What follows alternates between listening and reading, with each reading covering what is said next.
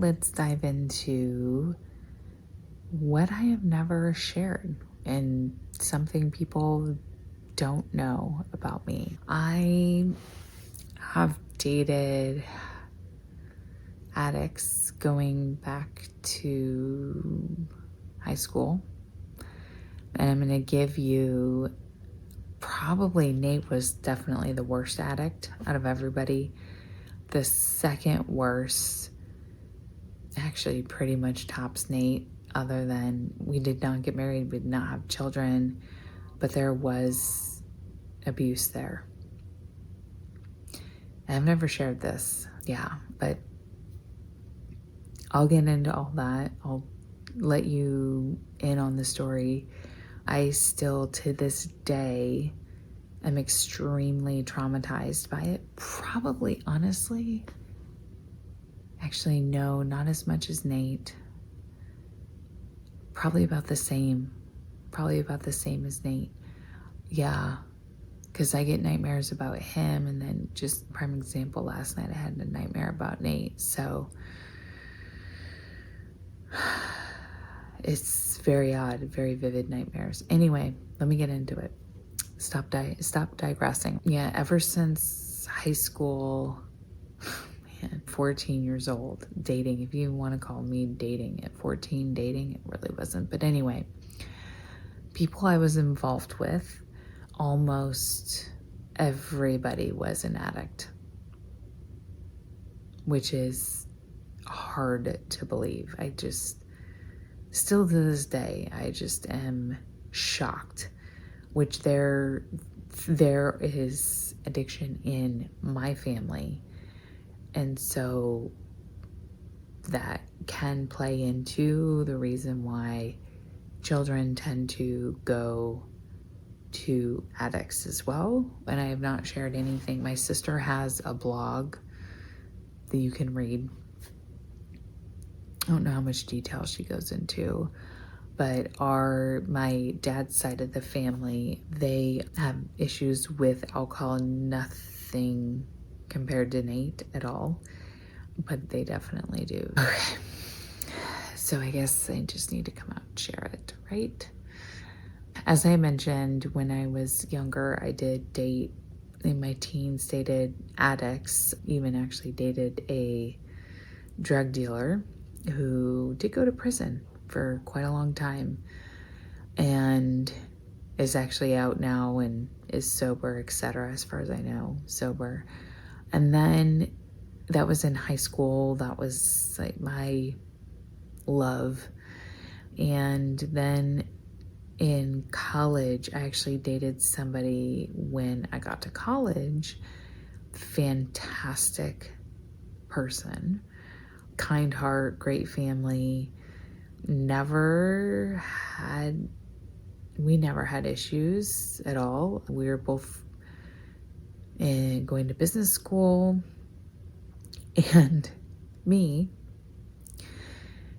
decided that because my sister was getting pretty hot and heavy with her boyfriend, because she started dating her now husband at 18.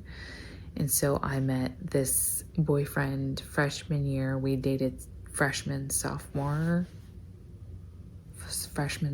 year. And we were very serious. And anyway, my sister, when she started dating her now husband, they were very serious, moved in together, and me wanting to keep up with my sister, I don't know if that's the right terminology, but for me, I wanted more commitment. And so I wanted to move in together. And it was almost as if I'm going to take a step back. I was not a believer. I was a believer, but not a follower of Christ. Honestly, now, if I would have been in the same type of situation, I would not have made that same decision in wanting to move in. I would wait until marriage, which is why the Bible makes it so incredibly easy. So anyway, but yeah, we dated and spent quite a bit of time together. And me being me, because he didn't want to move in together, decided to, actually, I should take a step back.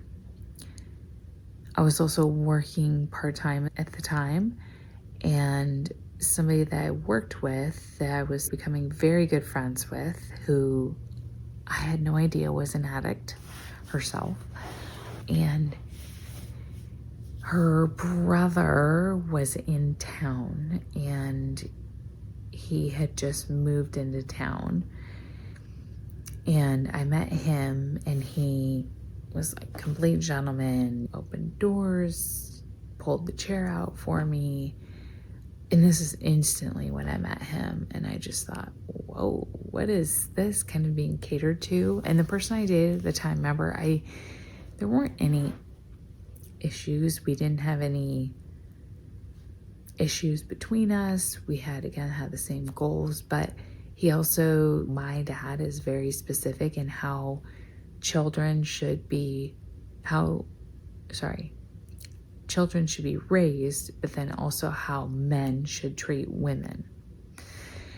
And he did not do that. So open doors for women, including car door, when you're walking along the street, have the woman walk on the inside, the male walks on the outside but alongside the cars.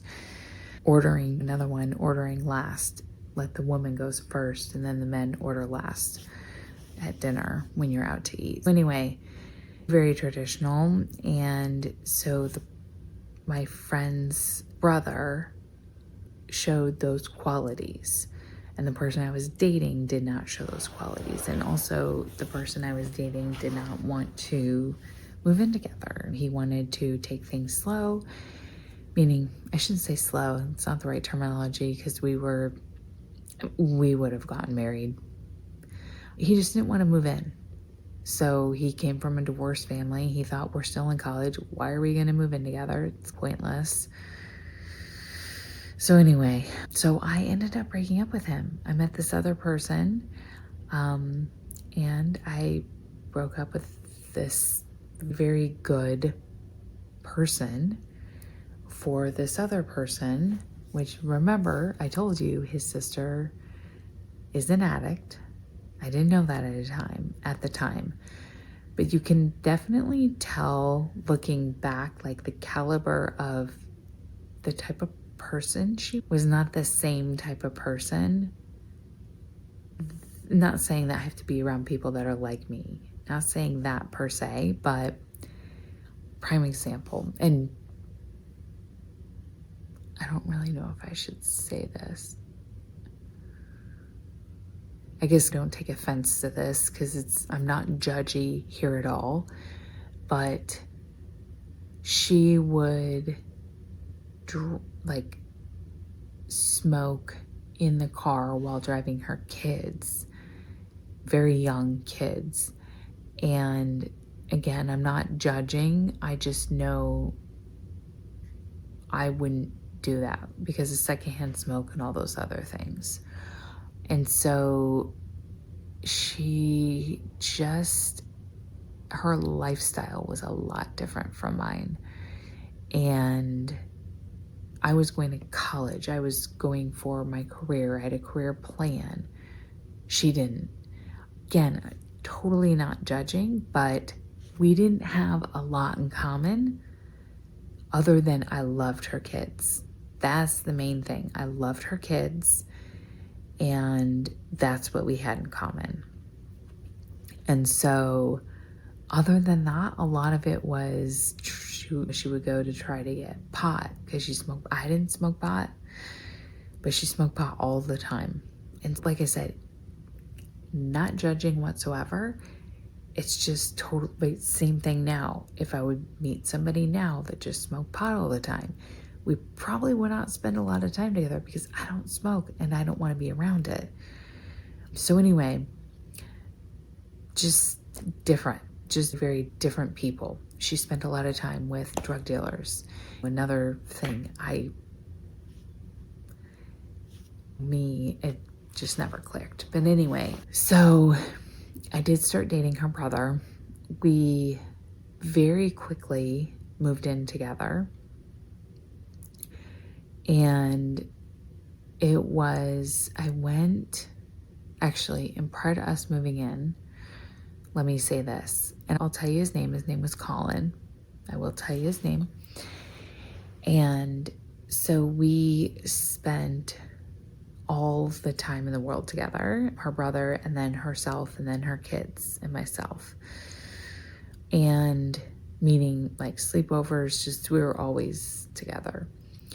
And then our family went out of town, and I remember I needed my paycheck to get deposited into my bank account. No idea why.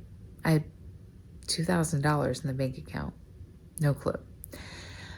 So what I did is I let Colin have my debit card, and I asked him to deposit my check to go pick up my check from work and to go deposit it in the bank account. And yes, this was before you have automatic deposit.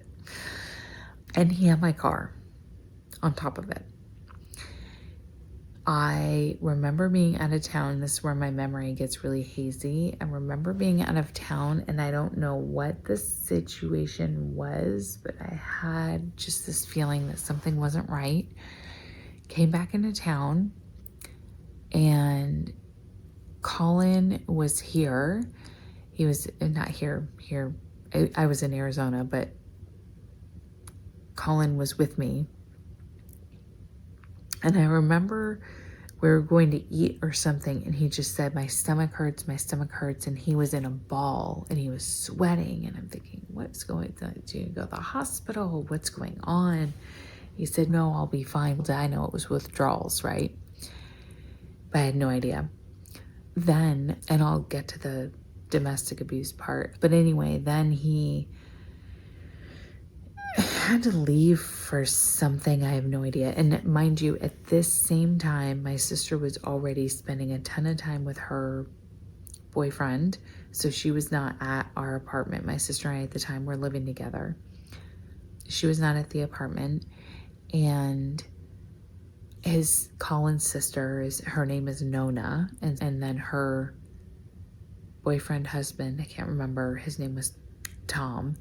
And so Nona and Tom were at the house at my sister and I's apartment along with Colin. And we all were just, which I don't know why I didn't question where they were. Like, why weren't they staying at their own place? I don't think they had one, to be honest with you. I think they were just mooching off me. But they stayed with us, me. My sister wasn't there. And Colin left, and then he did not come back. And I remember Nona was there, Tommy was there, and her kids were there, and I was really worried, etc. And went to sleep, barely slept that night, woke up the next day and thought, oh my, he has my debit card. Wonder how much money is in my bank account. I was overdrawn. So over $2,000 gone. And I tried to track. There wasn't really tracking, but I looked at where I think he had gone to do the deposits. And granted, I didn't have a car, so I didn't know what to do. And Tommy mentioned, I'm pretty sure I know where he is. Let's get in their vehicle. Let's go find him.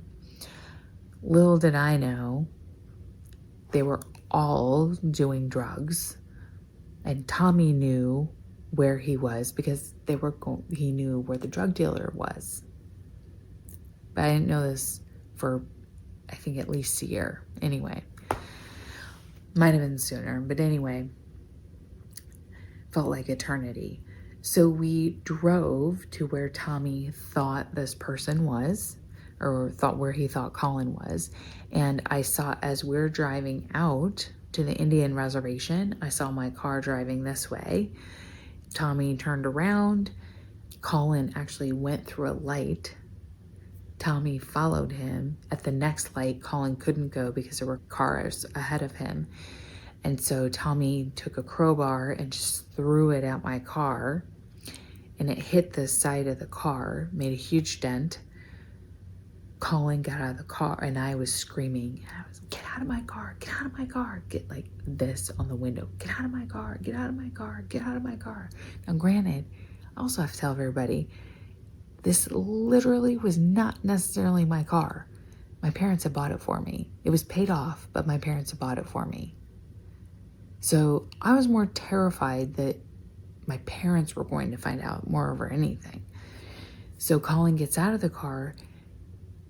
Later, what he said is that, so that crowbar, he had no idea it was just a crowbar. He thought it was a gunshot. So he got scared, walked out across the street. I'm having very vivid memories right now of it. Walked across the street and walked to the gas station. And then I drove my car back to my apartment. Tommy followed me and I looked in. So my car had the door hand, like how you open and shut the door, not the handle part, but the grip to open and shut it. It was not open at the bottom. So it had a little, it looked like a little cup. And so I looked in there and I looked and I thought, what is that? What is this white, a little yellow rock? What are these things? And I'm looking like, what? So I said, Tommy, hey, come here. Come over. What is that? He goes, he puts it in his hand. He goes, that's crack cocaine. And he put it on the ground, did this, and stomped it with his foot and rubbed it into the ground. That's when I found out what Colin was doing and where all my money went.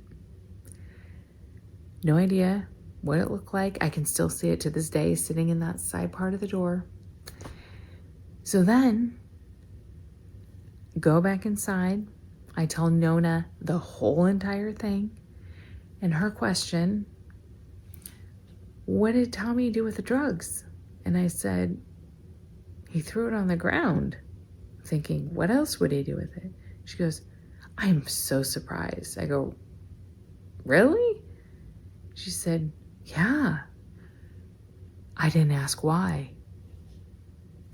Do you think that would be common sense to ask somebody, why are you so shocked that somebody threw drugs on the ground? Illegal drugs.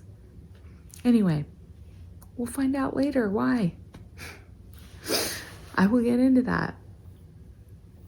So anyway, and if there's anything I miss out, I might do another part on this. Might do another playlist on this, right? So then it ends up, and my memory is a little bit foggy on all of this. I end up, I don't remember, honestly, and this is where my memory is. So this is the problem with people who go through trauma. You just don't remember things. It's totally blank. Or I have very vivid memories. Like I said, that rock sitting in the door, I know exactly what it looks like. I remember it in Tommy's hand. I remember talking to Nona. After that, gone. What I do know is that I did go, my parents asked me what happened to the car. I told them a grocery cart hit it. Good one. They didn't believe me, obviously. And I can't remember how I don't know, and they probably would know more than I would, but they did find out that Colin was an addict. My dad did sign the car, sign the title over to me because they basically wanted nothing to do with me. And what had happened is, and I did fess up about the money, and I was still obviously going to college at this time. I did end up having to take a semester off because of all this going on. And because my dad signed over the car to me, and I think our lease, see, this is where I'm really hazy. I want to say our lease was up. Can't really remember. But I ended up moving into the same apartment complex where Nona and the kids and Tommy lived. Genius, right? Just moved right in. And it was, trust me, where I lived compared to what that was, disgusting. I can't even believe I lived there. Gross. Really gross. There were, which I'll probably have to do another video about this, but there were undercover police officers living there because the whole place was selling drugs. And I walked in on them bagging whatever powder, I don't know what's powdery. Coke? I don't know what it was. But I saw them bagging it and I just happened to walk in. Anyway, everybody knew everybody pretty much in this complex. And like I said, it was not the best places of all. And I just had a very vivid memory. I'm pretty sure it was Stevie Nicks was there somehow. Nona was connected with her. And she came in her limo and they were going, I don't know. I don't really remember. But we spent a night out. I don't remember a lot of it though. So anyway, again, that's from trauma. It's not because I was taking anything. It's just trauma related. So anyway, I'm living in this apartment complex and Colin ends up moving in. He said he wasn't doing anything anymore. I can't remember what he told me, but all of a sudden he was living with me and Nona would come over every morning and have coffee. I ended up getting another job because I had to pay. Remember, my bank account, everything was withdrawn. So I had to get another job so I could pay for everything. And then I remember Colin would he would be gone, just completely be gone out of the house, and all hours of the night would not come home.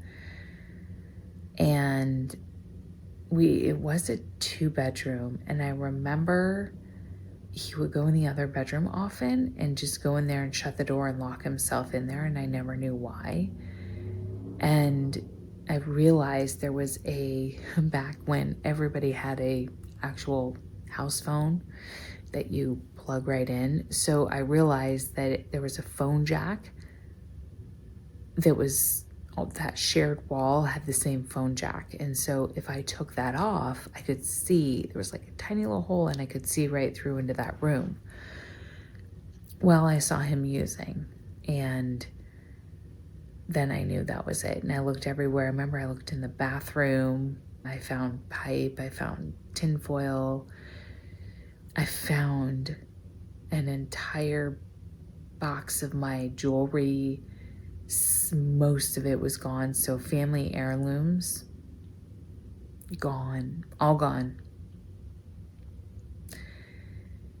And I don't know if I'll get to it here. I probably won't because I'm 26 minutes in, but I'll get into what I did to get away from there. But anyway, and from him, and actually I did go into hiding with him. Not with him, sorry. I went into hiding to get away from him, but complete hiding. So anyway, I knew what he had done, or that he had used again, and again, my memory is very hazy. The only other thing I remember is that somebody had broken one of our windows. He told me it was kids. Guarantee you he probably owed somebody money. At the time, I was also paying his child support. He had 2 kids. He wasn't paying his child support. I felt bad for the kids, so then I would send the money in, which is so ridiculous, right? Who does that? And then we ended up leaving. I did go back home. So I left Colin. At one point I called, and this is according to my dad and my sister. I called home and I said I was scared, and I asked them to come and get me, and they came to get me. And I remember they started grabbing my things, and I grabbed them from my sister's arms, and she felt that she had a lamb blanket. I call it a lamb blanket. It was a blanket with lambs all over it. And I grabbed it from her arm, and she fell to the ground. And I remember them coming again and walking around the property looking for me, and I was in the person who managed the property. I was in their unit, and I could see them from the window. I could see my sister and my dad walking everywhere. Then I remember another time when they had knocked at the door, and I don't know if Colin answered, somebody else answered, I don't know. But I remember whoever it was said Shannon wasn't there, but I was hiding in the closet. I was in my robe, hiding in the closet. It was almost as if I was too terrified to leave. Very weird situation. Then I did leave, went back and stayed with my mom and dad. Shortly, very shortly, within a month, my mom asked me where I was going, and I said, oh, I'm going with Nona. It's her birthday. And my mom said, you cannot spend time with those people. You can't live here and spend time with them. And I said, oh, I'm not dating Colin. Went through the whole thing. And I wasn't dating Colin. My mom was totally right, because what was I doing? As soon as I went and saw Nona, Colin was there. And then we got back together that night. And then I decided to move back in with him into another place. And I told my parents, my parents found out, and then they said, you need to come to the house, get your items out, or it will be with the garbage pickup at 5 a.m. the next day. So I went to the house that night with Colin. I went inside, Colin stayed outside, packed up my things, got my things. Colin and I left. Colin pulled over, and he said he had to use the restroom. I'm thinking, what in the world's going on? You can't, you're a big boy, you can't hold it. And he said, so he got back in the car, he was shaking. I'm like, what in the world's going on? My dad held a gun to his head and said, don't ever get on my property again, or I will shoot you, which he kind of had a right to. Anyway, he was terrified of my dad. My dad's big. I'm terrified of my dad. So anyway, we move into our next place, and it was quite, I don't know, I think on the 5th floor or something. We're pretty high up. And shortly after that, Colin had gotten a job, I think at Quiznos or something, and I was still working, I think 3 jobs. And I remember coming home and Colin wasn't there. And I remember I'd been home for hours, and I looked on our patio and I thought, that patio door was never open. And now it was open. I go out in the patio and I open the door. This was to the storage unit. There's Colin in there smoking. And this is where the domestic abuse part comes in. He had a pack of cigarettes. I grabbed the pack of cigarettes. That's where all the rocks were in. And I had it tight in my fist, so tight in my fist. And I was trying to run out. We had a trash chute. I was trying to run out to the trash chute and put it in there where you can't get, the trash is locked up. You can't get to the trash. So I had it so tight in my fist. And he had grabbed my arms and was shaking me and wanted me to let go of it. And I was not letting go. I got away from him, threw it in the trash chute. And I don't remember what happened afterwards, but I do know the next day I woke up and there were bruises on my arms from where he had grabbed me. Now, at this time, I was also sleeping with my wallet under my pillow, my keys under my pillow. I didn't have any jewelry left, but because I was so terrified that he would just get up and go in the middle of the night. It ended up a couple of weeks later.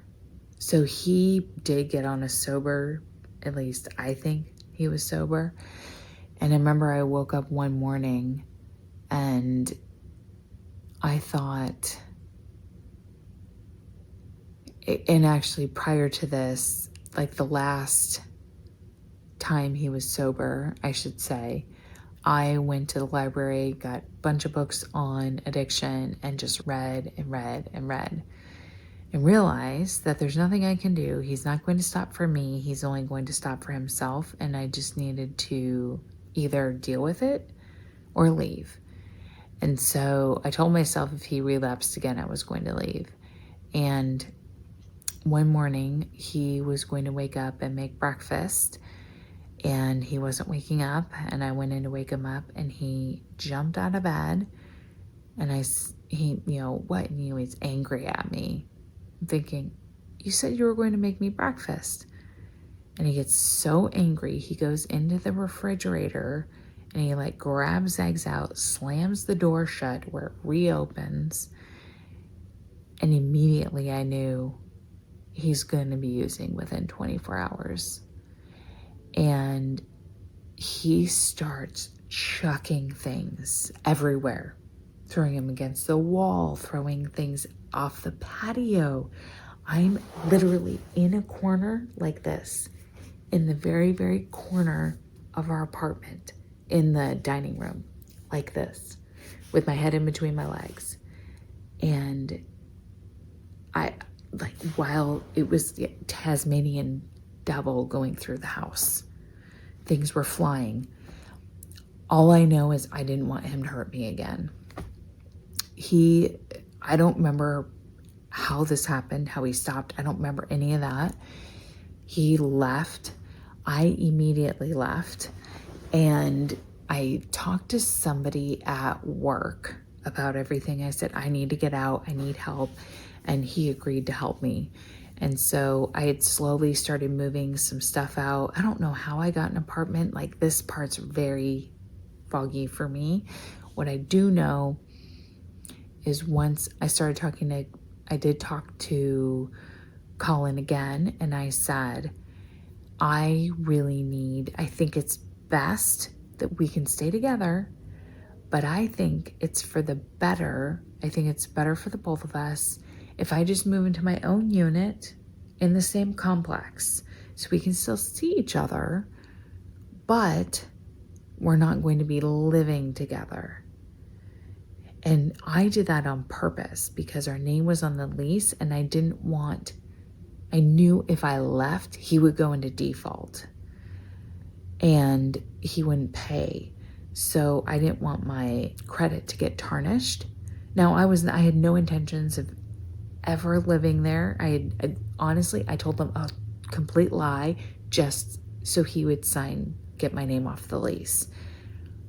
I was shocked. He said, okay.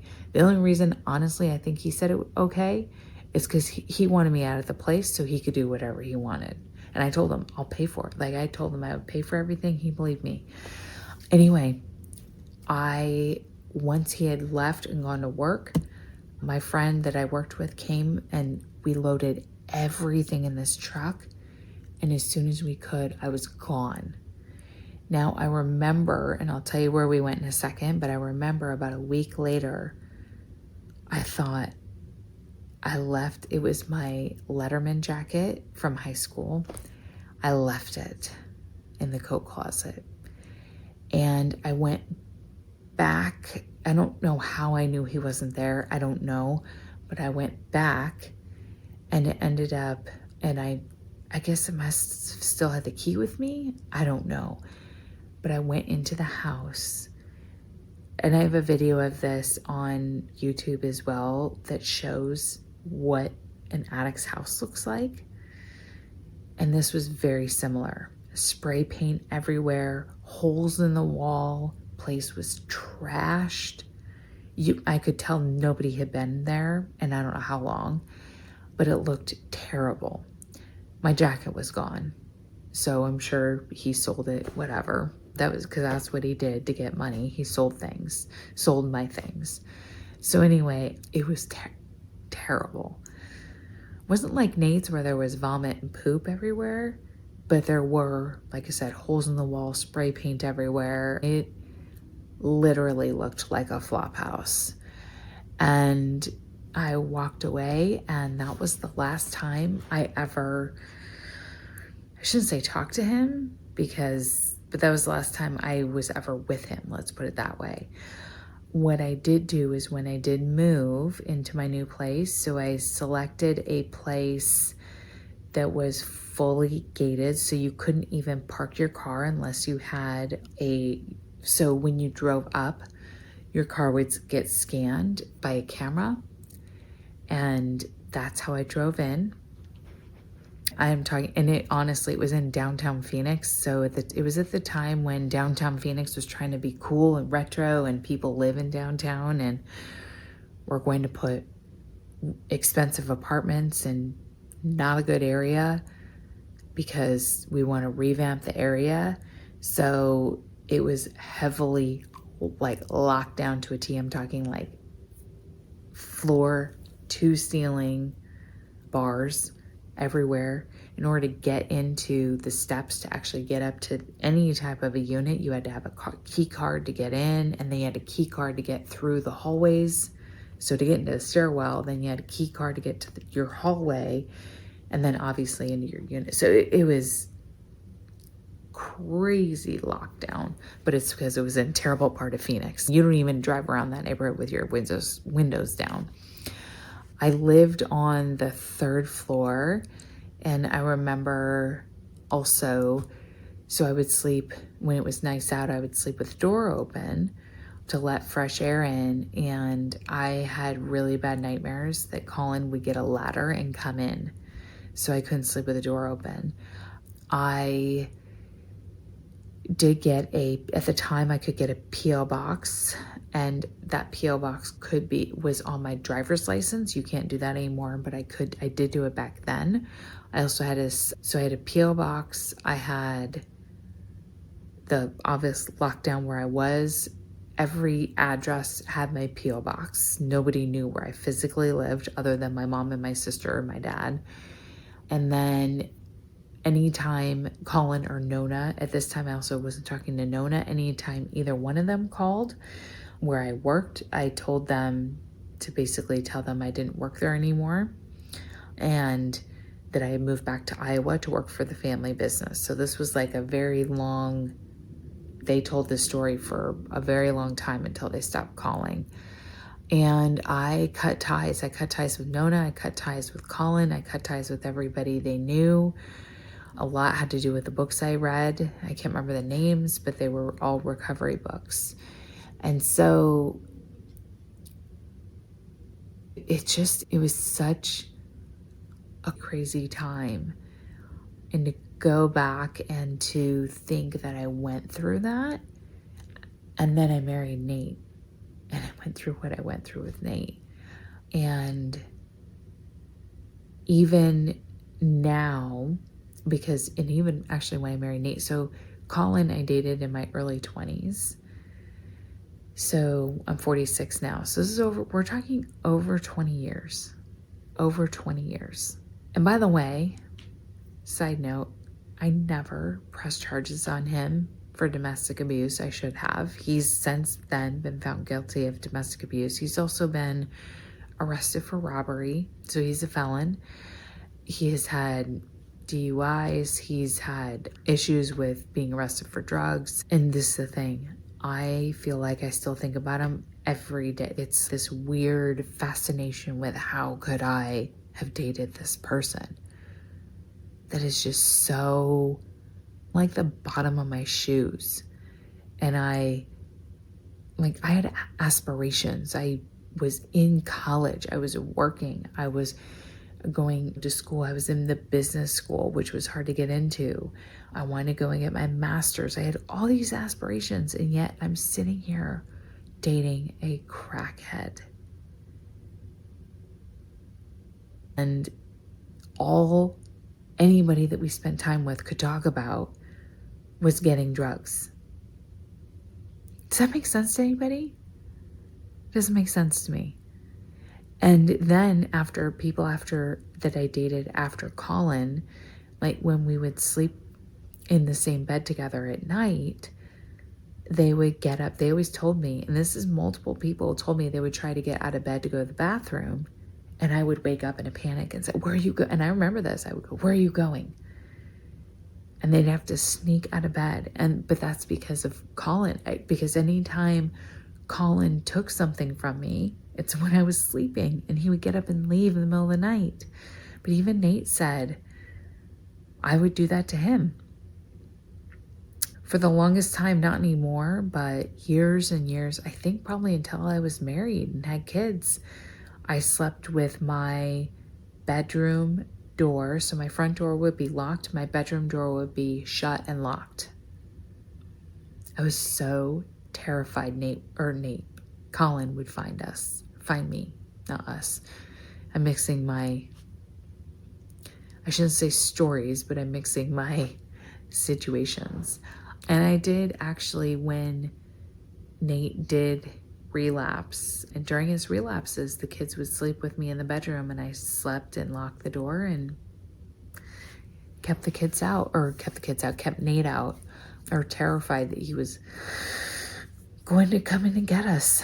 And I lived my life like that for years and years.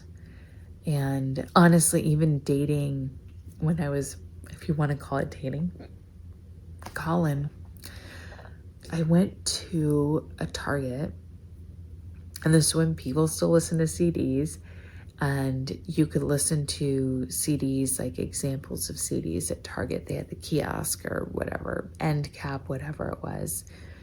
And Kim Walker-Smith had a album out. I remember it had yellow tones. That's all I remember. And I remember it was a dual CD, and I bought it. And I just listened to it, and that's all I listened to in my car. I had no idea it was Christian music. No idea. Until I became a believer. And then I realized, I was listening to Christian music. But the music calmed me. So during the time right before I left Colin, and I was reading all the books about addiction, and that music calmed me. Complete calm. Like, basically got me through, which I don't think it had anything to do with the music. I do believe it had a lot to do with God guiding me, even though I wasn't following him. That was the start of my following him journey, even though I didn't realize it, no clue. But ever since then, it changed a lot of the music I listened to. And I still listen to my other music, but I mainly listen to those two CDs.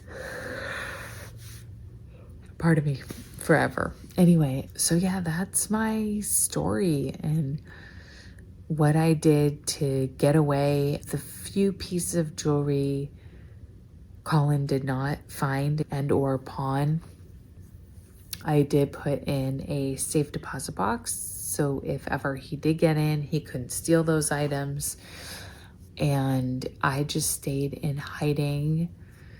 I had that P.O. box forever and ever, and I stayed in hiding for a very long time.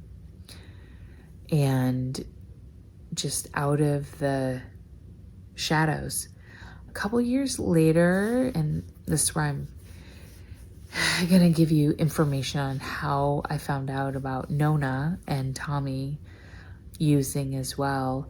A couple years later, I ran into somebody who used to live at the initial complex that we lived at.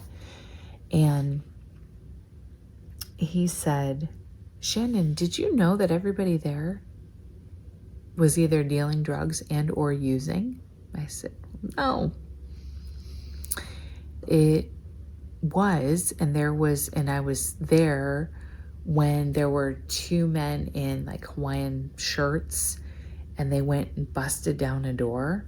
They went and busted down a door because they were doing a drug bust. And I was there for it. And it was the undercover officers living there to bust, to basically get clean house in that whole place. I had no idea. I'm like the only person. I didn't smoke pot, didn't do any drugs.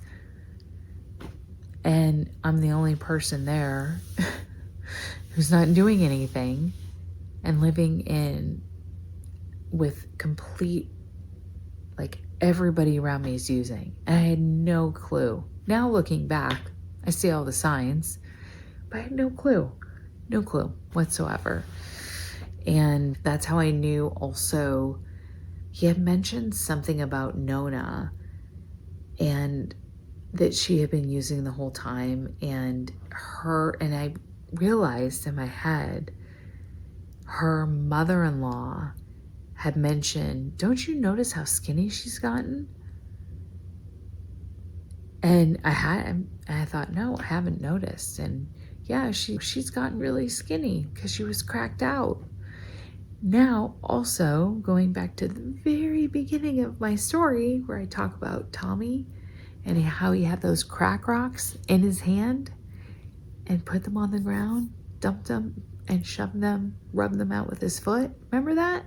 Remember that conversation? And Nona asked me, I can't believe he did that. And I thought, why couldn't you believe he would get rid of drugs? Because Tommy was using too, and Nona. And Nona was probably thinking, oh, perfect, we have crack. But I had no idea. It didn't occur to me to think that was a weird thing for her to ask me or to mention or comment on, that it's weird that somebody's throwing drugs out. I really don't get my brain sometimes. Oh, anyway, that's my big secret. I'm sure I have more, but one of my biggest secrets, and that's something that haunts me to this day. I get nightmares about Colin. I know where he is. I have a pulse on where he is. I know where Nona is. I know he's still using. I know everything. I know where their kids are grown now. One has children of her own. She's been divorced, is remarried. I know a lot. But it's because I've always wanted to protect myself, so I'd never want to run into them again.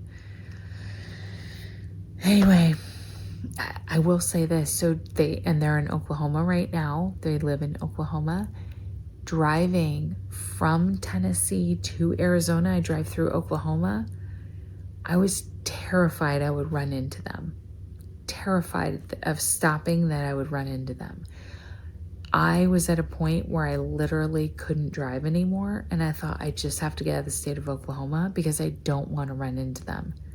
I don't even know what cities. I knew what cities, but I didn't even know if those cities were close to where I was. And I still was terrified I was going to run into them. This went on for a good 2 years. 2 years. And